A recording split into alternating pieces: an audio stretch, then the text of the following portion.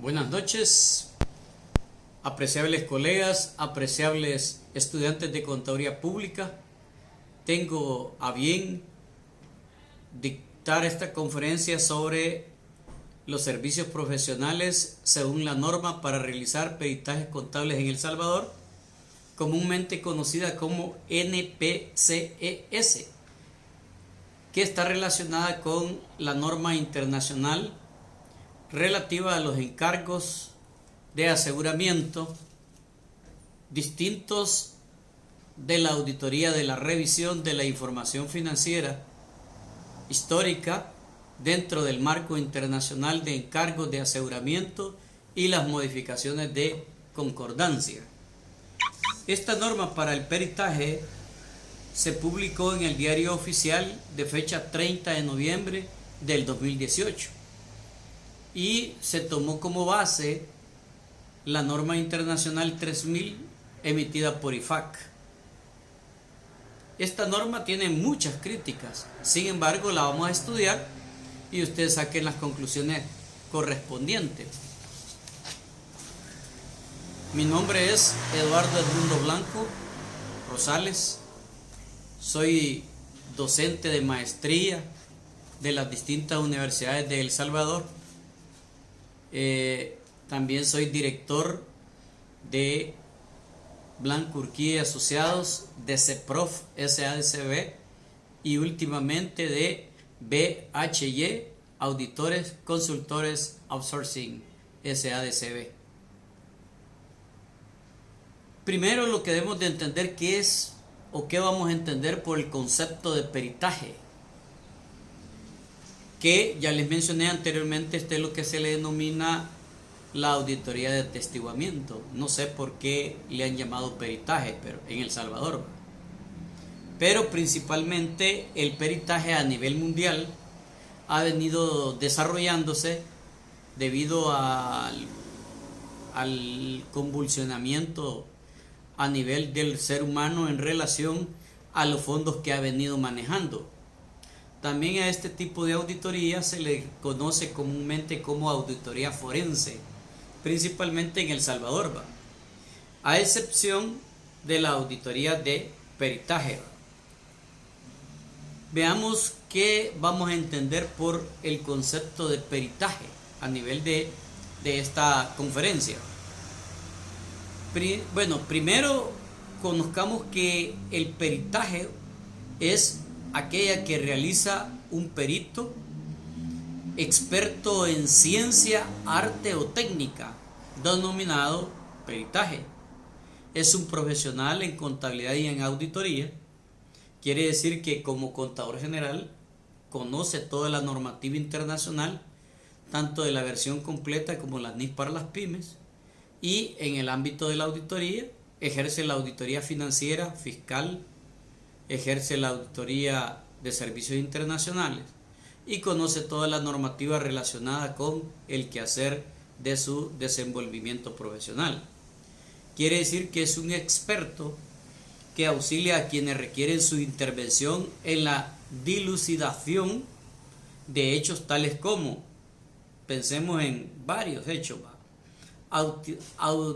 aquellas actividades que se consideran fraudulentas o ilícitas, aquellas áreas financieras o administrativas donde hay un litigio, donde una parte es demandada y la otra parte es demandado. Entonces ambos tienen que seleccionar un perito para dilucidar este acto. Quiere decir que el perito tiene que ser también experto en el ámbito fiscal, mercantil y otras leyes, para apoyarse en un proceso ya sea judicial o extrajudicial. A eso es lo que nosotros le denominamos en esta norma peritaje contable. Fíjense, no hay que confundir peritaje contable con un peritaje jurídico, es bien distinto. Por eso es que se requiere que en este caso el contador público sea experto en el ámbito de la contabilidad, en el ámbito de la auditoría y en el conocimiento de las leyes que le son aplicables. Esta norma principalmente tiene como propósito proveer lineamientos para el desarrollo técnico de peritajes contables, los cuales pueden ser requeridos en cualquier instancia, por ejemplo, los juzgados, arbitrajes, procesos particulares para identificar posibles delitos o litigios o fraudes, y en otros procesos, ya sea en lo penal, en lo mercantil, en lo civil o en lo administrativo. ¿Qué lineamientos normativos debemos de seguir para poder realizar este tipo de trabajos? Esta norma de peritajes, comúnmente conocidas peritajes contables en El Salvador, NPCs, debe de interpretarse considerando el marco internacional de los encargos de aseguramiento, en la NIEA 3000, que define y describe los elementos y objetivos de un encargo de aseguramiento e identifica los encargos a los que se aplica la NIEA. Otras normas comprendidas en el Manual de Pronunciamientos Internacionales que se deben de tener presente, que es las normas de control de calidad. Para eso, para una auditoría de revisión y otros encargos de aseguramiento y servicios relacionados, emitidos por IFAC, pueden referirse a cuestiones aplicables a todas aquellas materias, objeto de análisis o ser objeto específica para una determinada materia, objeto de análisis pericial. Echemos un vistazo al Código de Ética, ya que de acuerdo a la norma internacional y la norma local para peritaje contable en El Salvador, es necesario conocer todo lo relacionado con el Código de Ética. Recordemos que el Código de Ética tiene principios generales. Tenemos un marco de referencia, tenemos que tener presente que en todo el quehacer o desarrollo del trabajo del contador público hay que identificar aquellas amenazas, y así como el Código de Ética también le da cómo debe de aplicar sus correspondientes salvaguardas. ¿Cuáles son los requerimientos de independencia que esta norma exige? El contador no presentará un servicio pericial contable a personas naturales o jurídicas en las cuales haya sido en los 3 años anteriores. Ojo, 3 años anteriores. Quiere decir que si yo por algún motivo he servido en un peritaje a un determinado cliente en los últimos 2 años, no puedo ejercer otro peritaje al mismo cliente. Contador o auditor interno, auditores de estados financieros o auditor fiscal. Todo esto si yo he sido los últimos 3 años con el cliente. Fíjense, contador, auditor, auditor interno, auditor de estados financieros o auditor fiscal, o cuando haya desempeñado también otros cargos con incidencia en los puntos sujetos a la investigación. Véanse el párrafo E2. En ciertos casos, y principalmente en aquellos que se desarrollan dentro del ámbito judicial, el nombramiento de perito es un encargo que únicamente puede desempeñarse a nivel de una persona natural. ¿Qué quiere decir esto?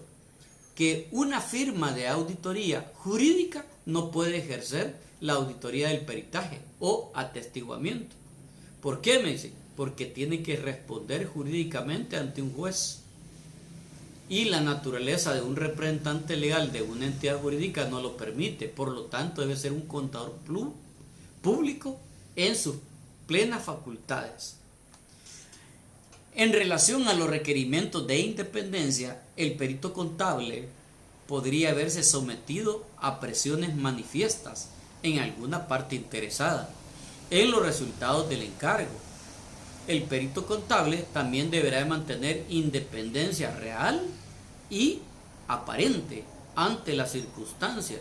En pocas palabras, quiere decir que el perito, desde el momento en que lo nombra, tiene que ejercer la independencia profesional y no aparente, no, tiene que ejercer la independencia profesional ante estas circunstancias, dice la norma. La falta de la independencia, ¿qué puede provocar por quien lo cuestiona? así como los efectos que la supuesta falta ocasione dentro del trabajo pericial. En pocas palabras, si se le llega a observar al contador público que no ha ejercido su auditoría en forma independiente, puede ser demandado. Consecuentemente, el perito contable, en este caso el contador público, si llega a ser demandado que ha perdido la independencia, aparentemente, entonces, y el juez lo identifica, le bota el trabajo. ¿Qué consecuencias puede tener? Bueno, eso lo va a decidir el juez y el cliente que lo ha contratado. Cuando no exista un impedimento legal, el perito contable puede actuar en un mismo caso, atendiendo la solicitud de los servicios por parte de varias personas que están involucradas en el tipo de contrato, siempre que la actuación se mantenga sobre una sola opción, es decir, prestando los servicios solicitados por la parte defensora o por la parte acusadora. Ahí va a depender de quién lo está contratando. ¿Cuáles son los requerimientos de independencia que se le solicitan al perito contable? Lo primero, confidencialidad absoluta, es decir, el contador público no puede revelar ninguna información a nadie, única y exclusivamente el resultado lo puede saber el juez y el que lo ha contratado. El escepticismo profesional, juicio profesional y habilidades y técnicas para realizar el encargo. Eso es otro de los requerimientos que se le solicitan al contador público. El escepticismo profesional es aquel donde el auditor, por su misma naturaleza, no conoce el hecho hasta que lo ha estudiado, evaluado y examinado. Puede opinar, caso contrario no puede. El juicio profesional está implícito en todo y todas las habilidades que él tenga, habilidades de trabajo en equipo, habilidades de comunicación, habilidades de tomar decisiones, etc., sobre la realización del encargo. Otra habilidad que se le requiere es que también dentro de los requerimientos de independencia, el contador público tiene que ejercer el control de la calidad. Este control de la calidad lo puede delegar a un tercero, a una firma o a un colega que indague sobre los procedimientos que él esté ejecutando. Nunca él solito evaluar el procedimiento del que ha realizado el encargo. No, es al inverso. El contador público que esté ejerciendo un encargo debe someterse al control de la calidad. También debe de dejar por escrito la aceptación y continuidad del encargo. ¿Por qué? Porque hay un montón de circunstancias. Puede ser que el cliente no le permita ejercer el trabajo.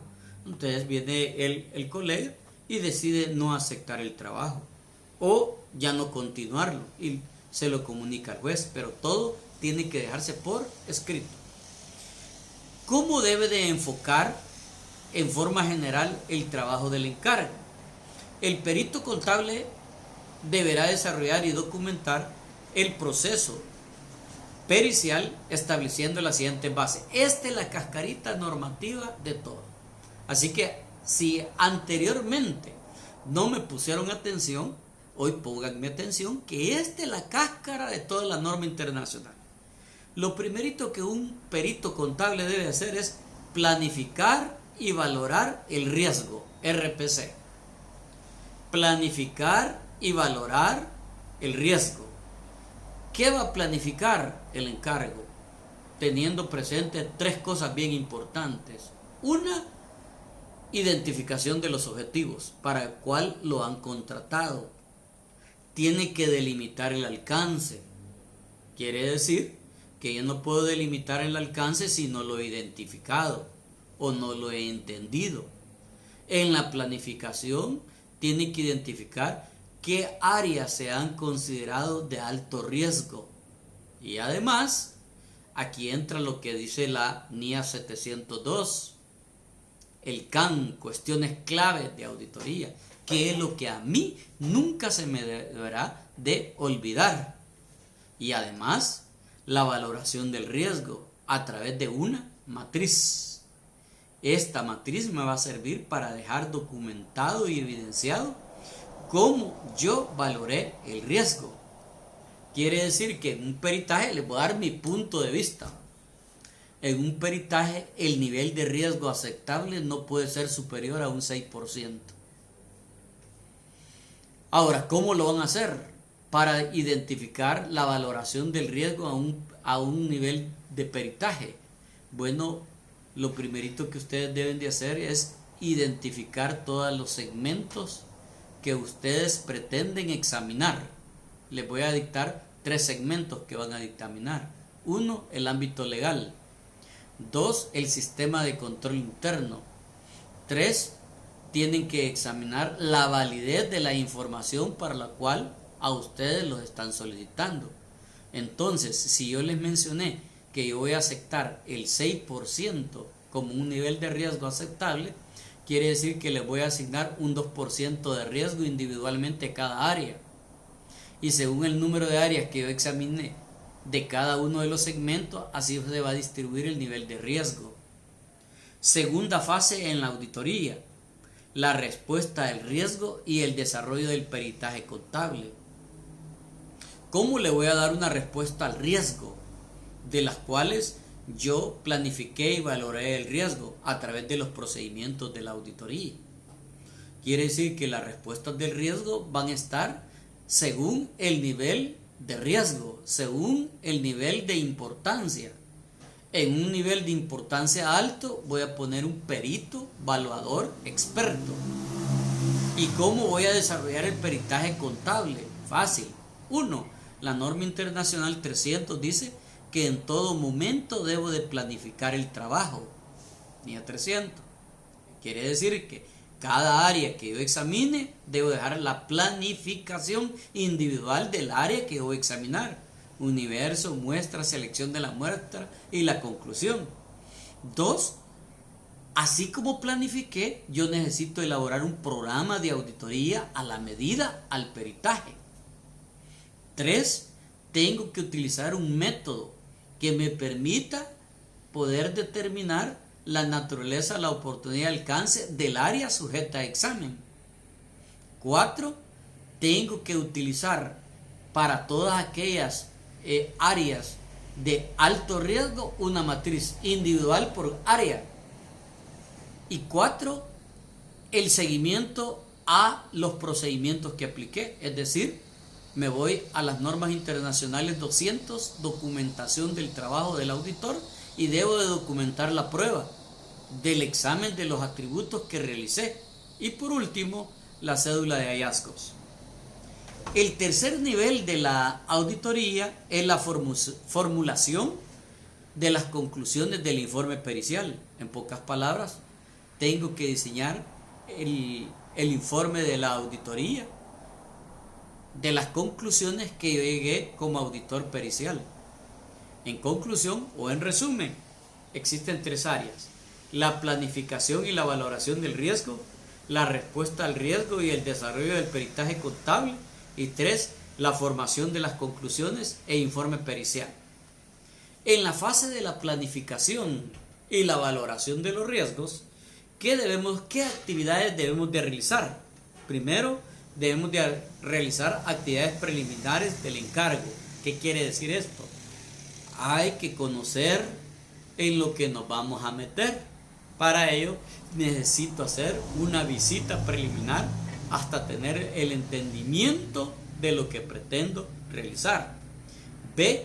Tengo que planificar el trabajo del encargo. Y C.